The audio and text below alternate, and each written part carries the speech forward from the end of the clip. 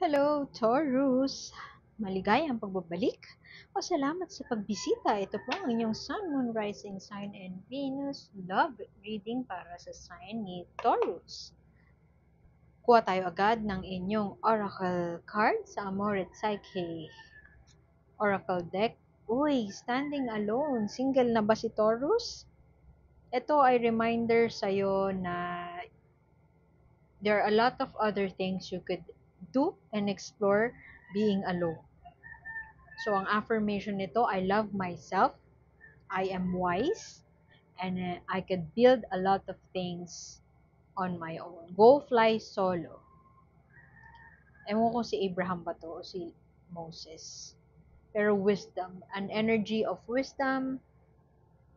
You have grown wisdom from leaving a situation behind. He has built a fortress being alone.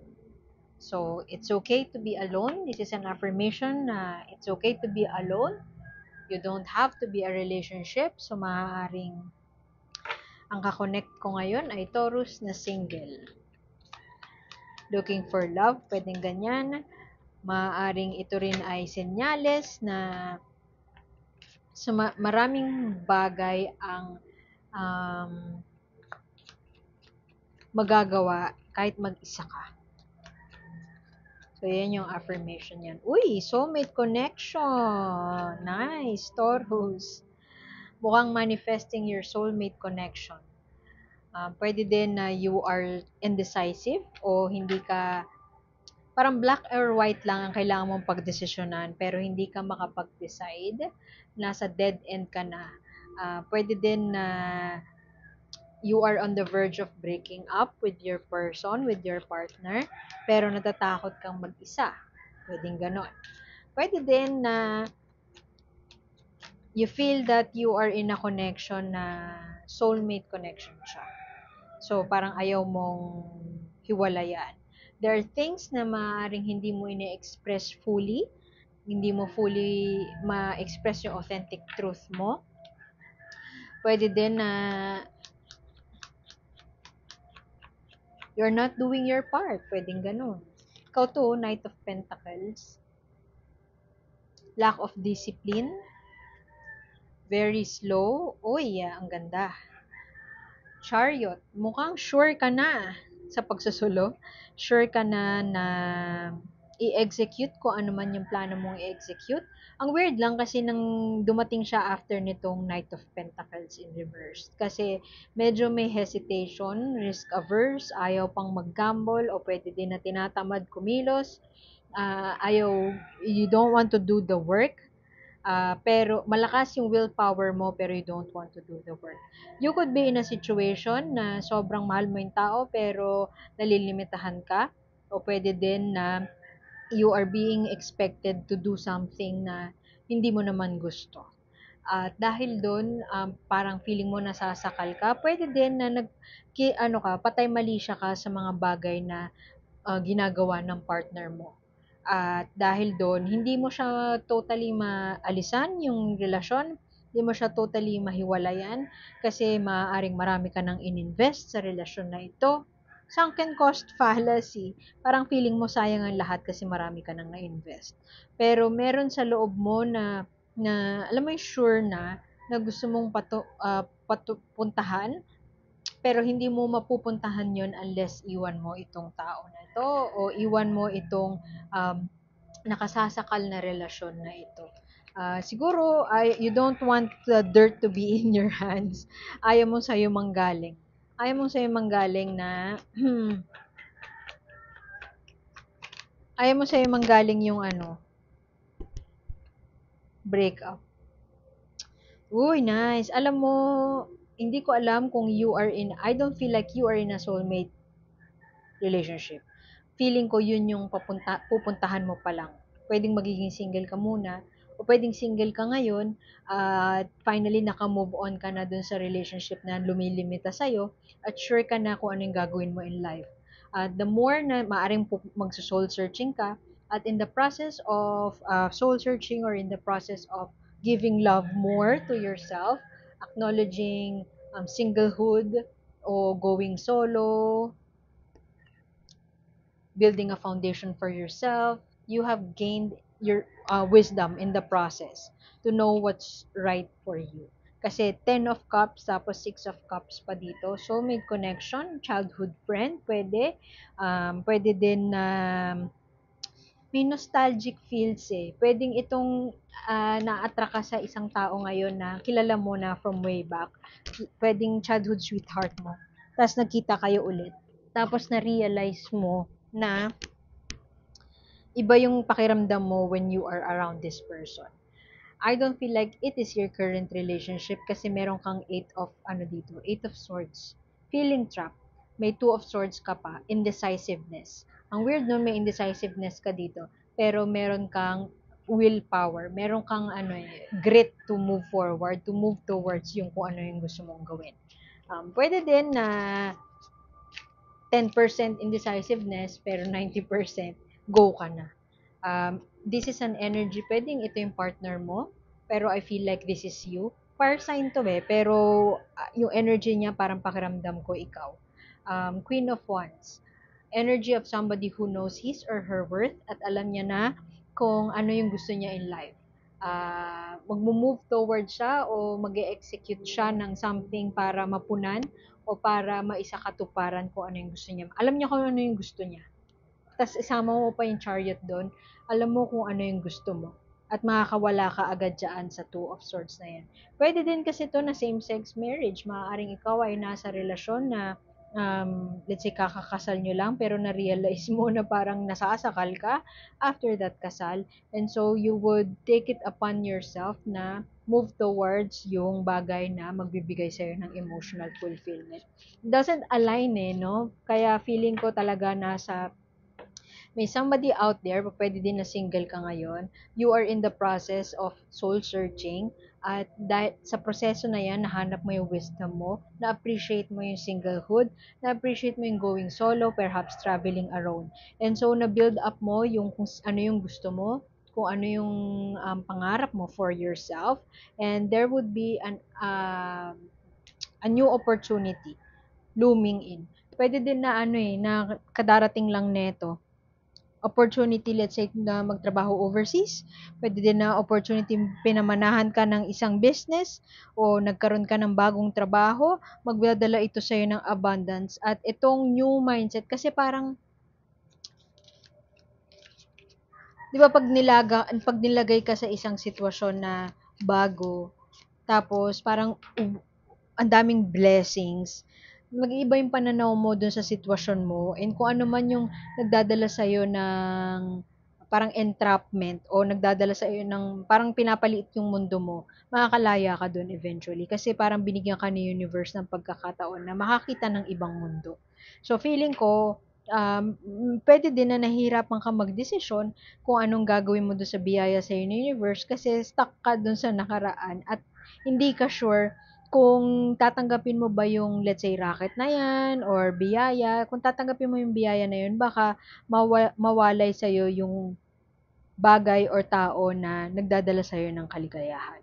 So, torn ka sa pagpili kung doon ka sa biyaya pero hindi ka sure kung magdadala sa'yo ng ligaya o yung comfort zone mo na nagdadala sa'yo ng emotional satisfaction at ligaya pero ito ay kinakailangan ng iwan sa nakaraan. Pwedeng ganon. Ang sitwasyon ni Taurus, pwede din, basta there's something na nahirapan ka magdesisyon or may something na sa'yo na naiipit ka sa isang sitwasyon na record pala dito. Naipit ka sa isang sitwasyon na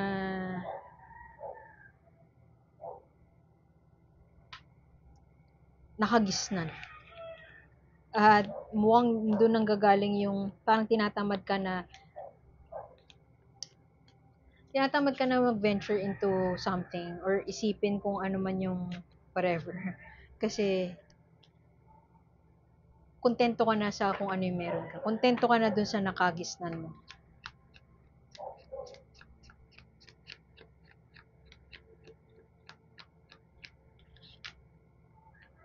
Pero okay na rin, masaya ka na rin kasi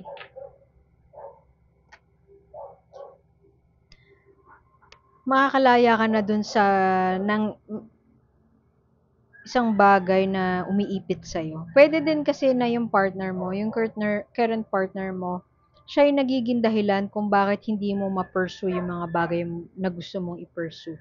So ngayon, desidido ka na, so kailangan mo lang mamili. Siguro, dumating na sa mahabang proseso ng pag-negotiate sa partner mo na gusto mong i-pursue. Halimbawa, may pangarap ka, gusto mong mag-travel abroad, gusto mong magtrabaho abroad, gusto mong bumili ng mga bahay or lupa o whatever, gusto mo mag-relocate for this career move, pero yung partner mo hindi sang-ayon do'n kasi siguro, feeling niya mapag-iiwanan siya. Pero mapag-iiwanan talaga siya kung, hindi ka niya susuportahan. There is something from the past. Puwede kasing yung offer sa'yo ngayon ay galing sa past person, ex mo, dati mong kaklase, at iyon ang magbibigay sa'yo ng kaligayahan, magbibigay sa'yo ng emotional satisfaction. Unfortunately, whatever it is that will bring you emotional satisfaction, it comes with the cost. Maaaring may kinakailangan kang i-let go, may kinakailangan kang iwan, i-choose wisely, Taurus, kasi you're chasing after something. Pwedeng dream, pwedeng ex nga eh, yun nga may tao na, alam mo yung the one who got away. Itong si the one who got away, para nag-reappear siya sa buhay mo at desidido ka na na puntahan siya or meet them halfway or mag-reunite with them.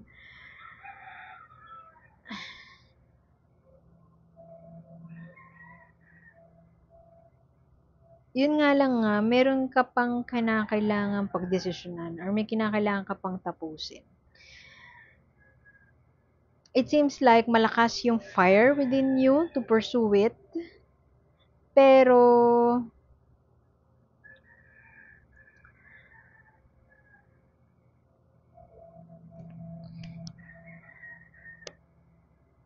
ingat ka na may tatapakan kang iba in pursuit of your dreams.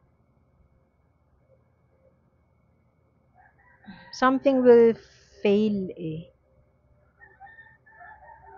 I don't know, kung hindi ka pumili, may magfe-fail. Pag pumili ka naman, may chance din na mag-fail.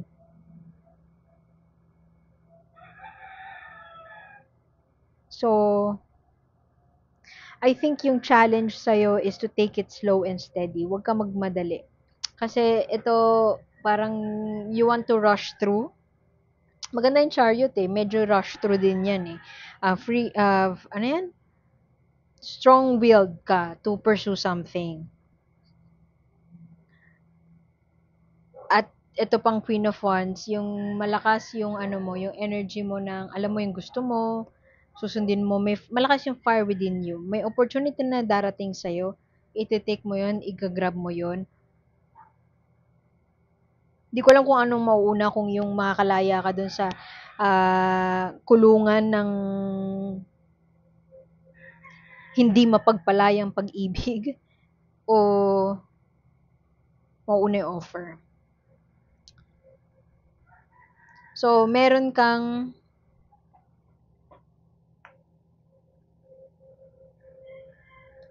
ayaw mo mag-ano, you don't want to do the work, one, or ayaw mo magpadalos-dalos. So, tingin ko yung greatest challenge sa'yo is kung meron ka mga aalisan na isang bagay na stuck ka na dun for the longest time at hindi na yung nagdadala sa'yo ng kaligayahan, might as well plan, use your wisdom, inner wisdom, to plan your exit strategy. Huwag kang magmadali. Slow and steady wins the race kasi pag madali ka, you are doomed to fail. Pwede din na nangyari na yung failure in the past at ngayon desidido ka na to go solo, desidido ka na para i-build yung fortress na yan, desidido ka na para gawin yung mga bagay na tingin mong nararapat para sa'yo. Medyo delikado tong dalawang cards na to kasi yan yung feeling trap, yung dead end, tapos ayaw mong kumilos, ayaw mong mag-isip, pero um, ino-overthink mo man 'to o parang nauubusan ka, nabu-burnout ka ng kakaisip, masyadong malakas yung fire within you to execute or to do something, towards your emotional fulfillment or living the life that you wish you would want to have, that you wish to have, malakas yung fire within you to do that. And so, matatrump nun anything yung, kung ano man yung dilemma na kinakaharap mo ngayon. So,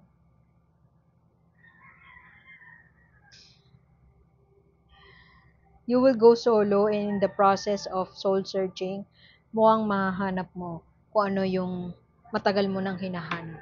If this is a relationship, an emotionally satisfying relationship, darating siya sa'yo. Kasi malakas ang kumpiyansa mo sa sarili. Ano ang mensahe mo kay Taurus? Mensahe kay Taurus. Uy, see? Sabi ko malakas yung iniisip mo sa yung utak mo, nag-overthink ka. Mind that monkey. Kung dumating ka man sa posisyon na dinadoubt mo yung sarili mo, kasi ang lakas na nga ng kumpiyansa mo sa sarili mo. Dinadoubt mo yung sarili mo whether you would stay or should you go. I-tame mo yung inner chatter na yon, yung mga ang dami sinasabi sa'yo ng utak mo na you're not good enough, sinasabi sa'yo ng utak mo na wag mo nang gawin yan. If you feel like doing it, kung ano man yung i-chase mo, go for it. And wag mong pansinin yung sinasabi sa'yo ng utak mo na hindi mo deserve yun. So, iwan ko na yun dun, Taurus. Salamat sa pagbisita. Ako po si A at see you soon. Bye!